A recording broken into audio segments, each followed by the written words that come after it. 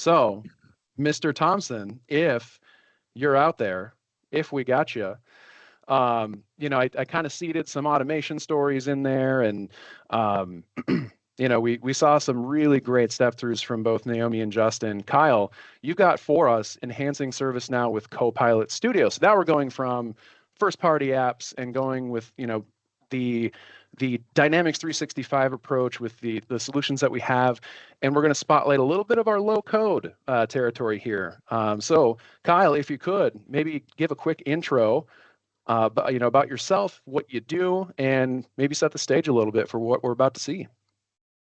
Yeah, sounds good. Thanks, Adam, and great job to the previous presenters.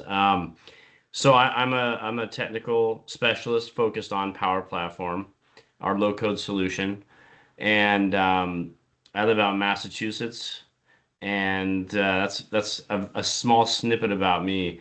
And we're going to talk a little bit today about enhancing the ServiceNow experience. And this really just isn't about ServiceNow. I think there's kind of a theme behind this that we can get to in just a minute, but that's where I'm going to start, Adam. So I'll throw it back to you. I love it. And you're touching on something I meant to bring up earlier, which is, hey, Microsoft plays nice when where and when we can, when we're we're looking at Microsoft Plus solutions here. Microsoft Plus all these channels, Microsoft Plus ServiceNow, Microsoft Plus Salesforce. So it's we don't want to be the blocker or the barrier here. We have that interoperability, truth and footing and value position. We've got I would say a very forward-thinking approach to modernizing these tools across potentially a disparate data estate, and a lot of our conversations these days, Kyle and I, just as a tip, we work on the same team, so we're all power all the time. We duck and weave sometimes with our D365 compatriots here and there, and work with other teams, but our primary focus is all power apps, automation, Copilot Studio, Pages, and Dataverse at large. So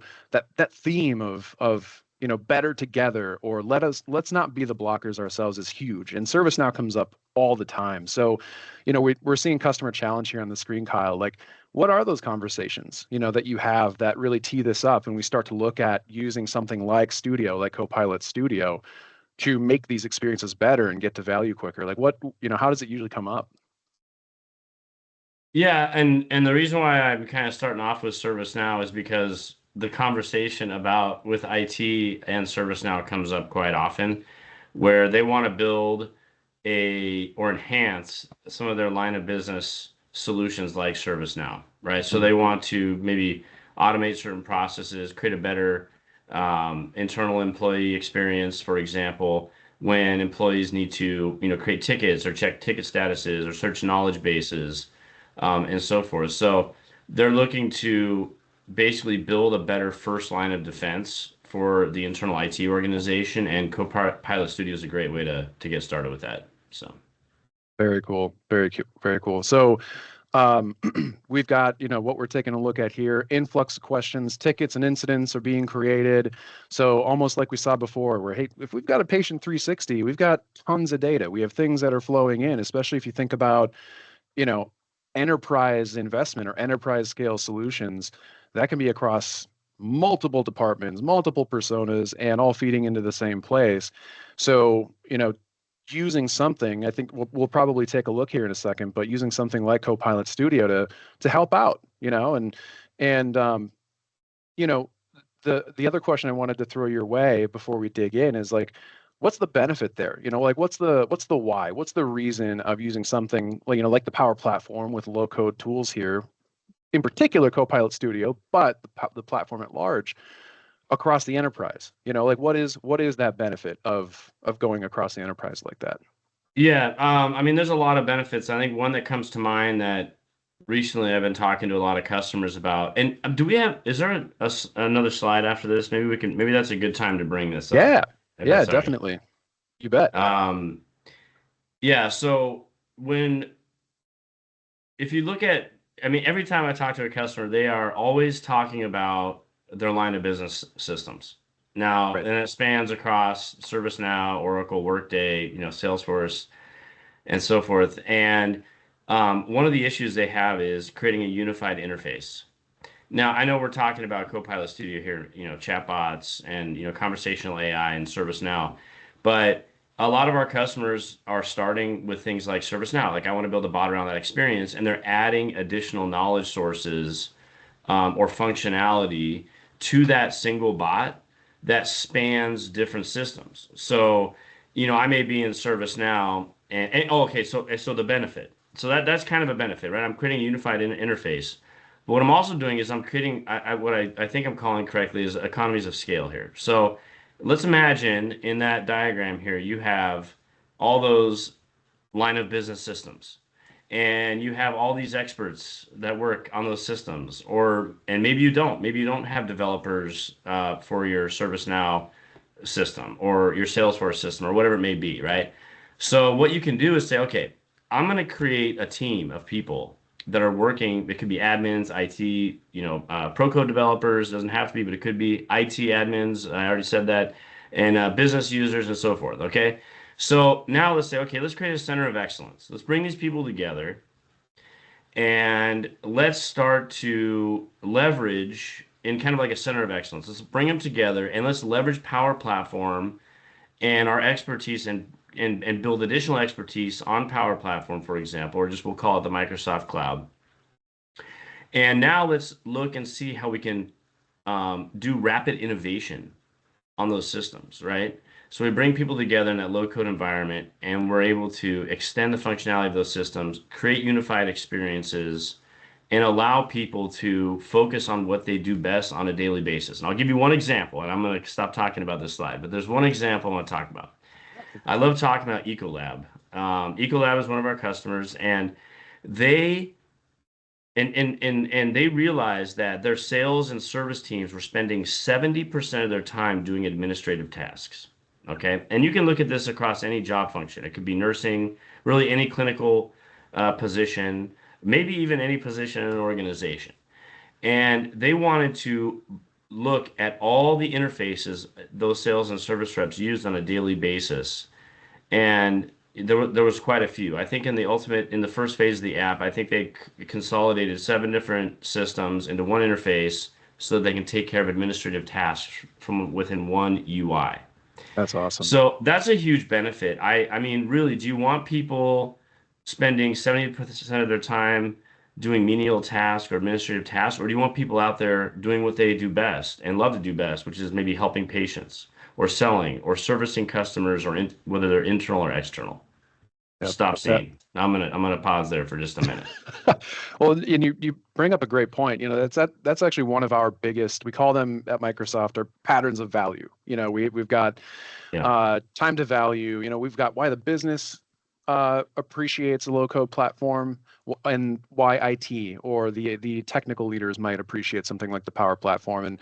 And one of those patterns of value that kind of is between both, but more on on the business side is this idea, like you're talking about, Kyle, of like a single pane of glass, or like let's bring everything that we need to bring into one area, one place, and we don't have to drastically change these more monolithic architectures or platforms. Like we don't have to lift and shift, your SAP platform. You don't have to lift and shift or migrate something that you might have on Oracle, like ERP system or something along those lines. But you might have departments and people that need data from those systems or might need to punch in something across those systems. And so this line of business extension pattern of value, that's one of the main, we call them patterns of value because that's what customers, kind of distilling into these main themes of why. It's a spoke of the wheel of why power. And you're hitting it on the head. Is you might be a little hamstrung when it comes to development expertise for those particular systems. You might be a little hamstrung if maybe sometimes those development cycles just take way too long. You've got to wait months to get maybe a new field on a form or something that might be a little menial, but it really impacts nurses, clinicians, administrative side. So it's huge. It's huge. That's right. Yeah. So So do you have one? I know that we're 12 after now, so we've got about 20 minutes. Do you want to crack something open and give us a tour? Sure. And I might actually finish early. And I know people are probably loving that in the audience there, but It's lunchtime, I think. Yeah, we're midday. Yeah, so yeah. no worries, no worries. So yeah, I'm going to show something briefly here.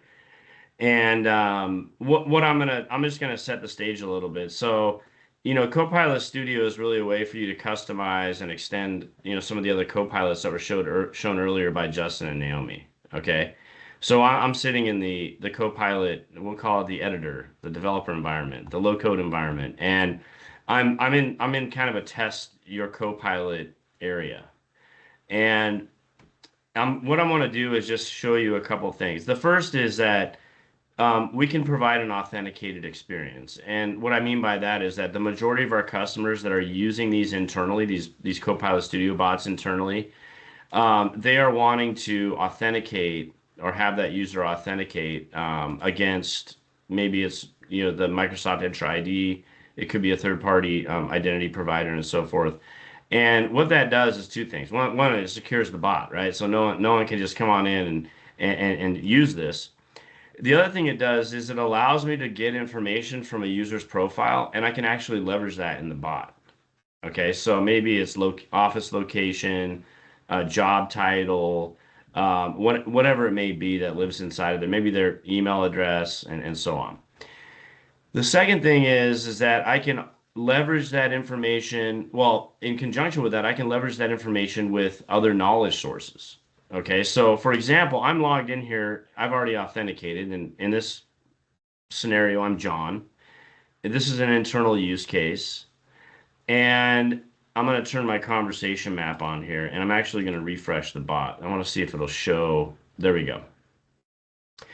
And so what I did was I've already authenticated as John to the Microsoft Entra ID, and so it's gathering some of my profile information. One of those things is my email address. And this bot interfaces with my ServiceNow developer environment. And what it does is it's taking that email address and it's going and getting my ServiceNow ID. So now anytime I ask a question like, hey, what are the current statuses of my new tickets? Now I've been getting a little responsible AI message come up every once in a while. So if you see that, it could be I'm being irresponsible, but I don't think so. And there we go. It did it right there. So we'll just try it. But you can see on the left-hand side, I might do it again, but on the left-hand side, it's actually returning all the information inside of here. But what I did was I'm running it through an AI engine and it's actually summarizing it for me. And basically, Microsoft has told my demo account, you probably shouldn't be doing that. And I'm not sure why. So I'm going to have to open a support ticket through another ServiceNow bot. But outside of that, I mean, you turn the conversation map on, so you actually get to watch it do its thing. You get to watch right. the intelligence transpire. So you can see, yes, we're getting a funky little error in the test pane. Guys, it happens. It happens, this stuff comes up. But you're touching on something that I see on screen that's super interesting, which that second step down says picked by GPT. So we're using some of that intelligence not just to say summarize some stuff, but we're passing maybe, I think you mentioned, passing some silent parameters. And when I say silent, like your user ID or some information about you, a GUID, and like an email address, I think you were using and pushing through to go scoop and retrieve. But we're leaning on the intelligence there to actually define and choose and reason over which sort of actions need to be executed based on That's those right. inputs, which is huge. That's huge. Yeah, and maybe it's good that error came up, and I'm gonna tell a quick story, and then we'll move on to another non-error Yeah, message demonstration. definitely. A lot of our customers, some are just getting their getting into the AI game, and they're pulling in and they're building AI committees internally, and we have a lot of our customers that are using AI in this context that we're seeing here today to kind of traverse topics or summarize results or whatever that may be, right? And so, but some of our customers haven't defined a responsible AI strategy. Clearly, I haven't, right, in this demo. And that's okay because you don't need to use all the AI features in here or any AI features to get some of these things done. So you can have the best of both worlds. All right. I'm going to ask one more question here to my bot, and it's not going to be the same one that I just did 5 times in a row. Yeah. Now, the idea here is I'm not asking a ServiceNow question. I'm asking a health plan related question. Right. So, I've added additional knowledge sources to this, and I've done that by using this knowledge area where I can upload documents, PDF files. I can also add other knowledge sources like ServiceNow knowledge bases. Maybe I have some knowledge sources sitting in an Azure SQL or SharePoint, right? So we have these connectors that will automate the process of bringing that knowledge into or using it in prompt or ad hoc and returning the results to the user. Okay. Now And this you is can see, yeah, go ahead. right here. This is a good, sorry to interrupt. This is a good, I think, zoom in, which is, if you've been in the Power Platform world at all, low code world, you're probably used to you saw that flow that was executed, and we're using a connector, right? We've got this economy of 1,400, 1,500 connectors now, for first party Microsoft stuff, for ServiceNow, Salesforce, all these other players out there. So that's been tried and true and has been there for a long time. But what you just showed, it seemed like we've got new abilities to kind of unify these knowledge source experiences.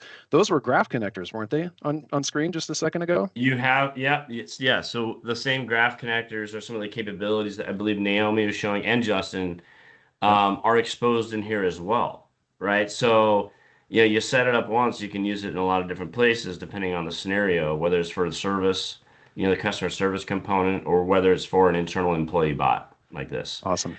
The other thing too is that the bot will remember things. Okay, so you think about the information that's returned to me here when I asked a question about my health plan. I'm asking if the I have Northwind Plus. Does this cover generic prescriptions? Now it's going to remember. It's going to know that I had Northwind Plus health plan. So anything I ask uh, should be return around those results. Okay, so now I don't have to put in I have that plan. I can ask additional questions, and it's going to return the information. See, yes, Northwind Plus, not Northwind Plus and Northwind Standard. Nice. Um, another kind of component I wanted to show here, and I'm just kind of doing a little showcase, right? I didn't. I wanted to just kind of show some of the capabilities and get people excited about the possibilities or art of the possible with the platform. Definitely. Now, yeah, so um, I'm using a generative AI. I have a conversational AI bot set up. Okay, so I can come in here and I can add an action like maybe I want to get the weather forecast. Okay, probably, just an example here. But I can say get current weather, and this is an MSN weather plugin or action that I can add as an example here. And I'm going to connect to it using the Copilot author authentication. And it's going to require at least two things. It's going to require location and units, and I'm going to let the user respond to this. Okay, so I'm going to hit finish. Now, why am I adding a weather piece here? Okay, it's kind of inconsequential. It's not going to really enhance my bot too much. Right. But the thing that I wanted to show was that is a multi-intent question. So I could say, we'll do that same question again. Does my health plan cover vision care? And I need to know the weather. Why not, right? And maybe I really do need to know the weather. And so what it's going to do is it's going to go and look and return information. So here's my first question, Northwind's health plan. And then it says, well, what's the location? Because it requires these two things. So it's kind of looking for slots to fill after I identified where to push my question. So I can say Boston, Massachusetts, and then it's going to say, well, do you want imperial or metric? And I'll say imperial. And then it will, hopefully return the results for me there. There we go. Look at that. So the idea here is a lot of our customers are starting with, a ServiceNow use case. And then they're adding, oh, well, we have these HR documents that give our, maybe it's an employee handbook or benefit information or whatever it may Mhm. be. And I can upload those directly into the bot, or I can point it to a SharePoint site or point it to really wherever that lives. And Mhm. then I can incorporate that into the conversational AI components of the bot. And then maybe I need to add um, and connect to another system. Now, you're probably not going to have everything in one bot because that maybe it doesn't apply to every employee or person based on their job function or what, but you could if you wanted to. So Yeah, the idea here is economies of scale. Build a bot that connects to many systems so that you can unify an interface to create a better employee experience. absolutely. And big theme across all of our presenters today, Naomi, Justin, and yourself, Kyle. Um, you know, kind of, y- you mentioned that maybe we don't want everything shoved into a single bot experience or a Copilot experience, but when you look at the other end of that spectrum, you could, you could build more pleasant experiences into that single pane or into that one tool or widget versus n number versus 2, 3, 5, 10, 15. And that's really powerful. And Yeah. I've seen customers start with sort of their backbone, starting you called out earlier, hey, maybe you don't have a fully fleshed out AI strategy. Maybe you are dipping the toe in. Maybe you're still feeling this out and proofing things out.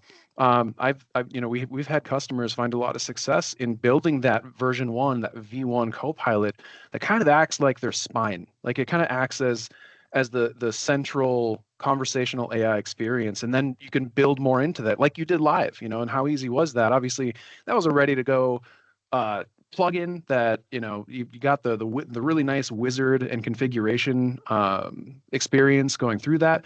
But you can imagine the value if you're setting something up for your internally for your employees, anybody within the organization across the enterprise. Imagine how powerful that would be to. And we've got it at Microsoft. To ask about HR policies or That's right. Yeah. reason over internal systems and enterprise data, and instead of having 10 different apps that we side rail in Teams, having one experience that we can use as the front door. And you even, threw in something a little bit more complex, something that reasons over maybe multiple data sources or has the smarts enough to go, hey, he's looking for maybe some ServiceNow data, some information on incidents or tickets, but he's also wondering about the weather or looking for another solution or looking for some data that might live in a different topic. It's kind of a different conversation, but that intelligence gets you what you're looking for even in more complex Yeah. scenarios like that, which is great. Yeah, it's pretty cool. It's become one of my favorite tools. I mean, we get to play around a lot with stuff here, which is pretty Oh yeah. cool. So Yep. it's been one of my favorite tools to play around with. And yeah, if it already knows the information and you need to do something that requires that information, the bot can use that. It fills slots automatically, which is Yep. amazing. And you get feedback from the bot as well in terms of analytics. And you can also capture direct feedback too. So if you want written feedback from someone, if it's not working or they want something to work better or I'm not getting the results I want, you Hmm. can take that feedback and use it to innovate on the bot. So Definitely. And um, this kind of gets into that QA realm as well. Some quality assurance. Hey, we can see, and you can see on screen here, we've got escalation, abandonment rate drivers. So like what is happening to make people duck out? Like what is going on? Is there a certain conversation? Is there a certain topic? Is there a certain node? What is going on within the context of that conversation that is kind of forcing people out or saying enough with this, I'm done. And you get to be more informed, as you're getting these co-pilots off the ground. And even with the conversation map that you saw earlier, when it comes to QA and seeing the slot filling occur in real time and seeing the results in that test pane, that's huge. And in fact, a little teaser or a little sort of endorsement for big props to our I think it was the PowerCat team and some PG folks. They built a Copilot Studio kit. When you think about like centers of excellence, building your champion team, getting the solutions out the door, who's on top of that. You have to govern a lot, when it comes to apps automation, copilots, et cetera. Well, now we've got another, or we've got a kind of a call it a a Copilot or the COE toolkit DLC. It's downloadable content, right? It's a Copilot Studio kit that allows you to take that QA to another level to really drill into some of the metrics like we just saw on screen, as well as really test these and unit test the Copilots too. So this is awesome. Being more informed, right? Being more informed. That's right. Perfect. Well, Kyle, I thank you for stepping us through. Really exciting stuff. And hey, I live and breathe Copilot Studio all day, every week. So it's really great to see this in action, see it wired up, and big props to you, to Justin, to Naomi on coming out. I'm going to throw the deck up one more time, and we will get that next steps. Hey, you know what to expect and how to engage the team. So we took a look at Naomi with the AI to agent. Now, there's that music. It's great music. It's awesome, but it comes up every time that title screen comes up. So I'm going to zoom forward a little bit. We will go to next steps. Naomi, AI to agent. Thank you so much. Justin, modernizing your call center with D365 Contact Center. Thank you so much. Kyle, Copilot Studio with ServiceNow. Thank you so much. We really loved having you on today.